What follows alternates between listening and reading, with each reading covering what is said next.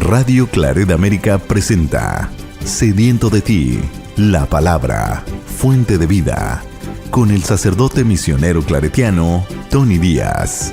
Reflexiones diarias del Evangelio. Aquí iniciamos.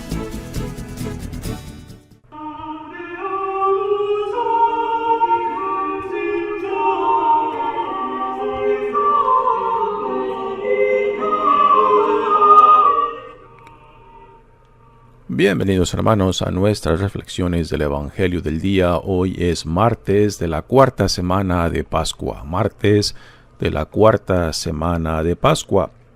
El Evangelio de hoy viene de Juan capítulo 10, versículos 22 al 30. Por aquellos días se celebraba en Jerusalén la fiesta de la dedicación del templo. Era invierno.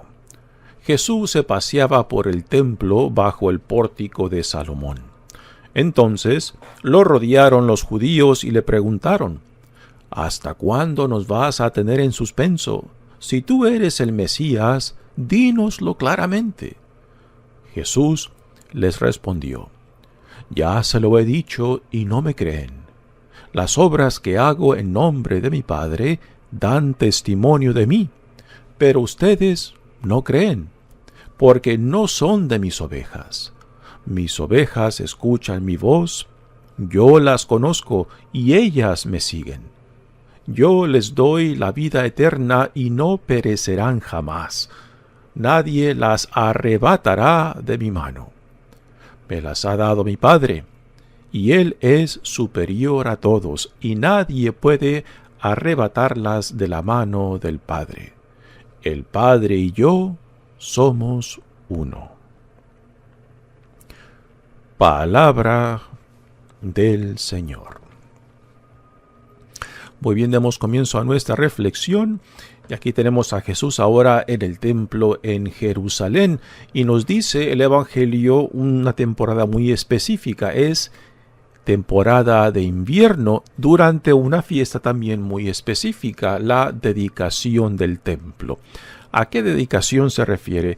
Se refiere a una rededicación del templo que fue llevada a cabo por Judas Macabeo, que luchó contra los enemigos del pueblo de Israel en aquellos tiempos, en el año 1165 a.C., después de que el templo fuera desecrado por el rey sirio Antíoco Epífano, o Epifanio, quizás sería la pronunciación nuestra, ¿no?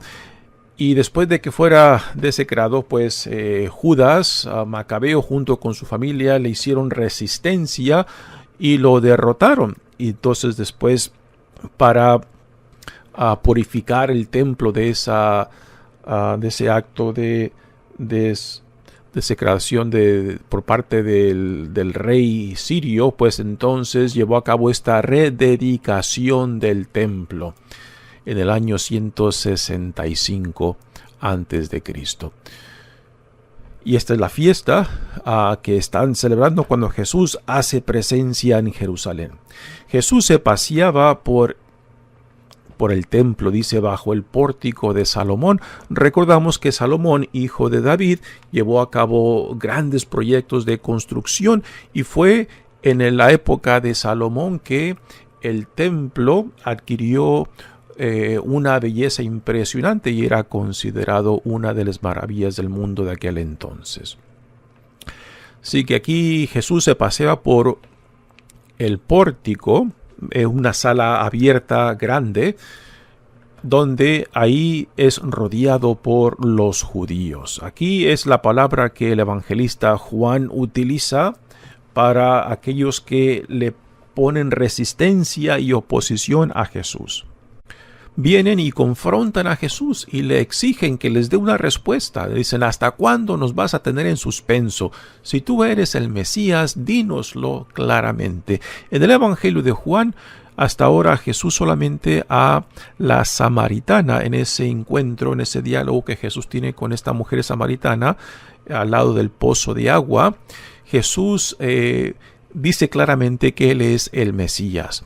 Pero ante estos enemigos de Jesús, estos que se resisten, ante todo escucharlo y creerle y aceptar su identidad y providencia, pues Jesús no gasta el tiempo porque sabe de que ellos ya han endurecido su corazón y de que no basta simplemente decirles, porque si ellos que se identifican como hijos de Moisés, y si no escuchan a Moisés y si no escuchan a los profetas, pues tampoco lo escucharán a él por más que Jesús se los repita, porque ya en cierta manera se han creado esta idea de cómo tiene que ser el Mesías. En tiempos de Jesús ya había una diversidad de expectativas acerca del Mesías y cómo tenía que venir, cómo se tenía que manifestar, y Jesús no encaja en esas expectativas, ¿no? Y este es uno de los grandes problemas, ¿no?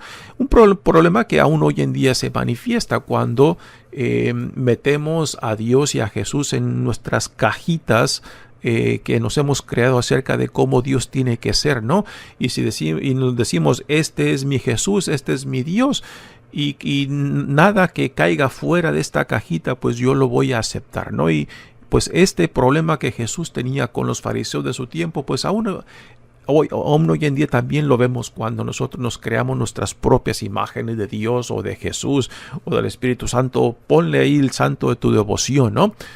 Porque es una tendencia muy humana esta, querer reducir a Dios a lo mío, a lo que yo estoy dispuesto a aceptar, pero no dejar a Dios en la libertad que Dios, con la libertad que la Dios actúa y se presenta y se manifiesta, ¿no? Sino lo queremos forzar a lo nuestro. Y simplemente cuando hacemos esto, pues hemos reducido a Dios a una caricatura de lo que Dios es, ¿no? Y este es el problema que Jesús tenía con los fariseos de su tiempo, los judíos, el liderazgo de la comunidad judía de aquel tiempo, ¿no? Ya habían creado unas ideas, expectativas muy fijas acerca del Mesías, y Jesús no encajaba en esas expectativas, y por más testimonios, por más pruebas, las obras de Jesús que Él les diera, pues simplemente no lo iban a aceptar. Dice Jesús, le respondió, ya se lo he dicho y no me creen. Las obras que hago en nombre de mi Padre dan testimonio de mí. Las obras de Jesús, los milagros, tienen una función muy específica. Son testimonio, o sea, representan en cierta manera a testigos, porque en aquellos tiempos para certificar la veracidad de un testimonio de una persona se requería de dos a tres testigos que testificaran acerca de esa persona, ya sea de su palabra, ya sea de sus acciones, ya sea de su identidad, ¿no? Entonces, para Jesús, los milagros tienen esa función, son un testimonio, son testigos de quién es Él, de su identidad y de su providencia, o sea, de dónde viene Él, quién lo ha enviado, ¿no? Y si ellos, los judíos en este caso, que así los nombra Juan, no aceptan su testimonio, no aceptan sus testigos, o sea, sus obras, pues por más que Jesús se los diga de palabra, simplemente no lo van a creer. Porque si Jesús se los dice, bueno, ¿y a quién tienes de testigo para que afirmen lo que tú acabas de decir? Es un círculo vicioso, ¿no? Del cual simplemente Jesús no los va a sacar, ¿no? Así que Jesús no gasta palabras, no gasta energía en querer convencerlos porque ya han endurecido su corazón. También aquí entra otro elemento. Jesús reconoce de que a Él solamente vendrán a quien Dios Padre envía. O sea, y esta es una idea que Jesús en los evangelios repite muchas veces, ¿no? De que Jesús recibe todo del Padre y Jesús recibe un rebaño que Dios Padre le ha dado, y ese rebaño Jesús lo cuidará porque Dios Padre se lo ha dado y nadie se los quitará de sus manos, porque es algo que Dios Padre le ha dado a Él, ¿no? Entonces aquellos que se cierran, aquellos que se simplemente endurecen su corazón y su conciencia, es porque Dios Padre no los ha enviado, porque ya se sienten autojustificados, piensan que ya tienen a Dios figurado, ¿no? Entonces a estos, de cierta manera, no se dejan llevar, no se dejan atraer por Dios a Jesús. Dice, pero ustedes no creen, porque no son de mis ovejas, o sea, no son del redil de Dios mismo, porque si fueran del redil de Dios, pues supieran escuchar a Jesús mismo, supieran identificarlo, no solamente por sus palabras, sino por sus obras. Pero porque no son del redil de Dios, pues entonces, por más que Jesús les diga, no lo van a escuchar. Y hoy en día también tenemos esta misma situación con personas que a veces se cierran, ¿no? Y aún a personas que pueden ser, digamos, muy religiosas, pero que han reducido a Dios o a Jesús o a todo lo religioso a una caricatura que se han creado de Dios mismo, ¿no? Y a veces piensan de que eso es Dios, pero simplemente es una deformación de la imagen de Dios. Por eso a Dios siempre tenemos que dejarlo en la libertad de Dios, de no atarle las manos, de no reducirlo a nuestros caprichos, a nuestras ideas o a nuestras imágenes, porque cuando hacemos esto, entonces cerramos la puerta del misterio y ya Dios no tiene capacidad de sorprendernos. Porque si lo hemos metido ya en nuestras cajitas y decimos, este es mi Dios, este es mi Jesús, este es mi Espíritu Santo, y Dios viene de una forma que no encaja, que no entra en lo que yo he creado, pues entonces no lo vamos a reconocer, no lo vamos a recibir y no vamos a responder a su iniciativa. Así que ese problema que Jesús tenía con los judíos, igualmente hoy en día lo podemos ver aún dentro de la iglesia. Mis ovejas escuchan mi voz. Nuevamente esta imagen bellísima, ¿no? Ayer les comentaba, ¿no? ¿De quién es la voz que tú al escucharla pones atención? Te exige que te detengas y pongas atención. Yo ayer les compartí que para mí es la voz del Papa Francisco, no sé, es una voz muy, muy tierna, es una voz de un abuelo, es una voz de un abuelo cariñoso y a la misma vez firme, ¿no? Que habla no simplemente por hablar, que habla no simplemente porque quieren, sino porque tiene algo que decirte, que comunicarte y a veces que corregirte, ¿no? Así que esa es una voz que para mí, cuando leo estas palabras, mis ovejas escuchan mi voz, ¿no? Y para mí es una voz del Papa Francisco que me detiene y me exige atención. Si yo las conozco y ellas me siguen. Yo las conozco y ellas me siguen, reconocer la voz de aquel que nos guía. Esto nos lleva también a este tema, ¿no? de saber cultivar la relación con Dios. Cuando uno se familiariza tanto con la palabra de Dios como con la relación con Dios, que es el cristianismo en el fondo, ¿no? El cristianismo no es simplemente una idea, un concepto, no simplemente una colección de ritos, sino es una relación. Lo que Jesús nos modela del cristianismo en sí mismo es la relación con Dios Padre. Y Él nos invita a entrar a esta relación de intimidad y confianza, tanto con Él como con el Padre, ¿no? Y porque recibir a Jesús es recibir a quien lo ha enviado. Ese es un tema que resalta también en este Evangelio de Juan. Por eso, ¿cómo cultivar esta relación? Bueno, por medio de la oración, por medio de la familiarización de nuestro caminar tanto con Cristo como con Dios, ¿no?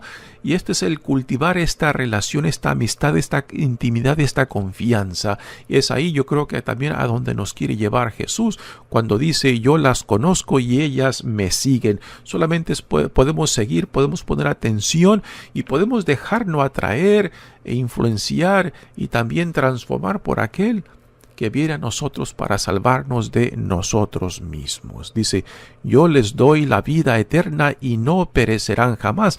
Dios en Jesucristo viene para darnos vida eterna y vida en abundancia, que fueron las palabras con las cuales cerraron el Evangelio de ayer. Si yo les doy la vida eterna y no perecerán, nadie me las arrebatará de mi mano, porque mi Padre me las ha dado, ¿no?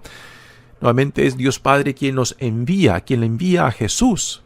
Es Dios Padre quien nos atrae para acercarnos a su Hijo amado, a nuestro Señor y Salvador.